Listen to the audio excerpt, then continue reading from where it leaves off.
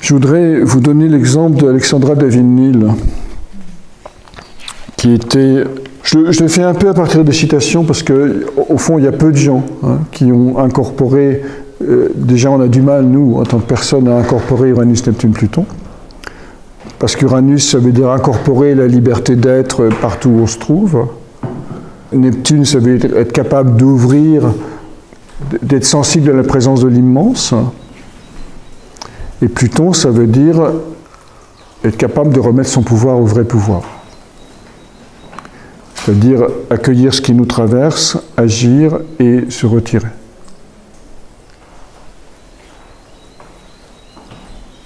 Ça, sur le plan des planètes directes de la personnalité. Mais bien souvent, ces planètes sont plutôt vécues dans la pathologie. Uranus, c'est le... Sans même parler de dissociation de la personnalité, c'est l'instabilité, c'est le fait d'être survolté, c'est le fait que les planètes en aspect Uranus sont hyper stimulées, donc elles ne se reposent jamais. C'est le fait de dire non avant de dire oui, autrement dit, on est dans une espèce de revendication permanente de sa liberté et de son indépendance, donc on va commencer à dire on n'accepte que les pensées qu'on a trouvées soi-même et on n'accepte pas celles des autres, etc. Vous voyez comment les Uraniens vont fonctionner. Mais cette fonction d'Uranus, c'est de trouver de la liberté. Quand elle est rétrograde, c'est de trouver la liberté intérieure. La liberté intérieure, c'est la désidentification. Alors je voudrais vous lire cette... Alors Alexandra David-Néel, on va prendre des exemples parmi vous, mais pour bien placer comment ça peut être vécu au plus haut niveau. Il a un soleil à 1 degré du Scorpion, et Uranus est rétrograde en Cancer et en maison 10. Et la lune noire à la fin du Verseau.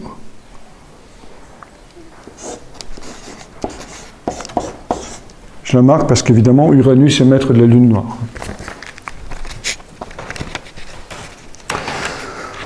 Donc évidemment, si on ne tient pas compte de la lune noire et des rétrogradations, on va se dire, a priori, cette femme, Scorpion ascendant Balance, bon, bah, ce qui l'intéresse, c'est une forme d'ambition de mondaine pour vivre dans le...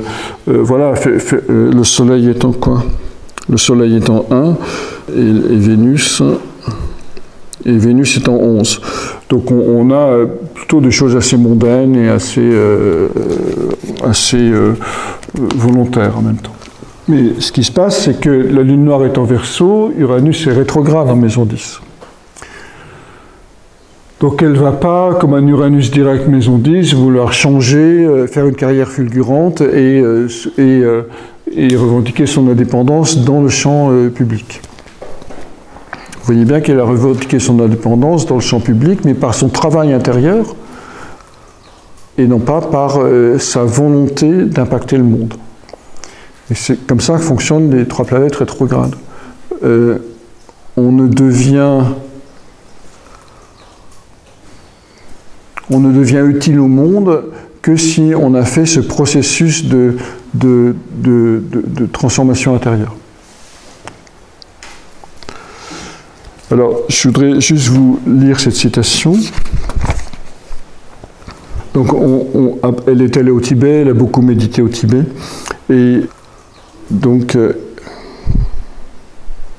elle a atteint, nous dit son biographe, la sagesse des 5 miroirs, celle des 5 sagesses que procure la véritable connaissance, reflétée en elle comme dans un miroir, et qui, de même aussi qu'un miroir demeure impassible, quels que soient les objets ou les scènes qu'il reflète, contemple avec sérénité le jeu des phénomènes. Donc, qu'est-ce qui se passe?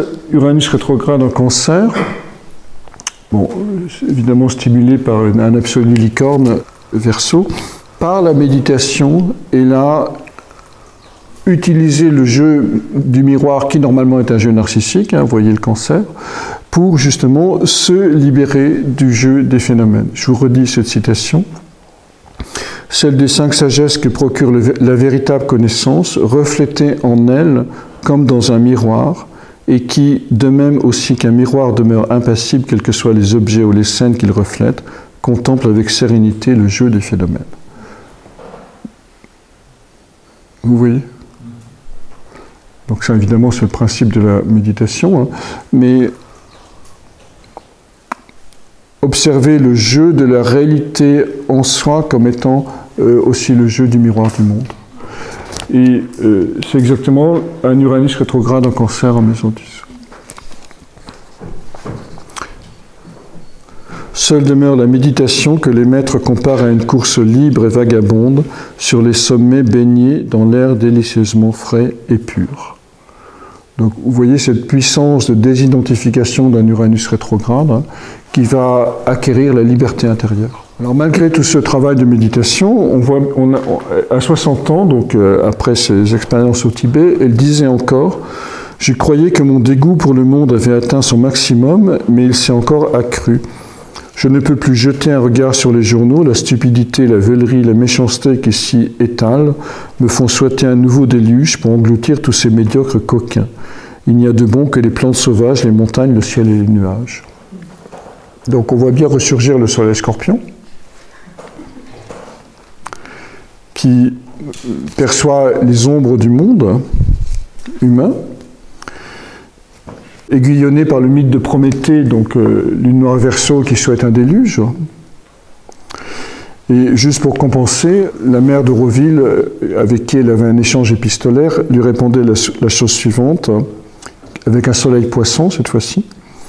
Soyez sans inquiétude, tout va bien. Au-dessus des forces de destruction, il y a la grâce divine qui protège et répare.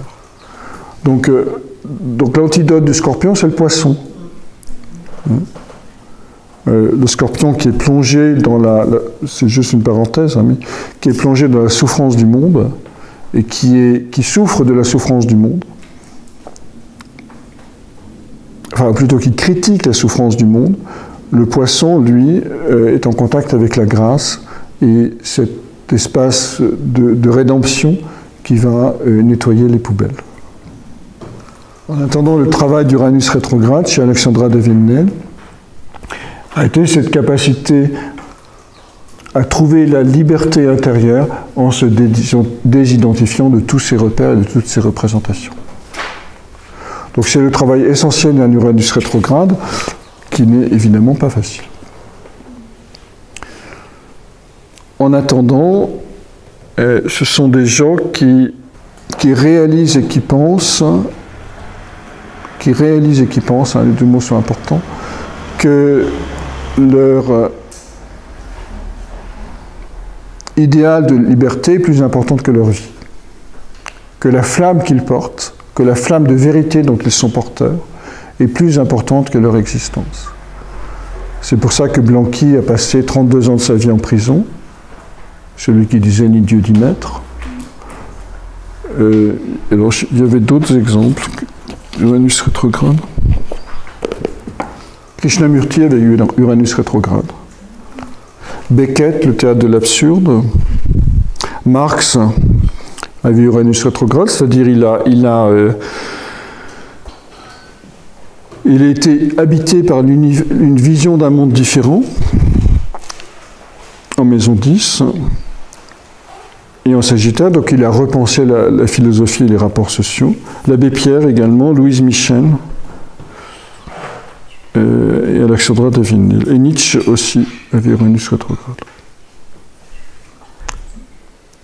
Donc ce sont des gens qui, par l'exemple de leur vie, ont une puissance révolutionnaire. Sur un thème, Uranus de manière générale d'ailleurs, fonctionne surtout, il va toujours fonctionner dans la maison, bien sûr, mais il est important lorsqu'il touche une planète du moi. Autrement dit, lorsqu'il est en aspect aux dominantes du thème, c'est-à-dire au Soleil, à la Lune, à Mercure, au maître de l'ascendant. Et évidemment, dans le cas d'Alexandra d'Avenil, il était important parce qu'il est congé au milieu du ciel, mais surtout maître de la Lune noire.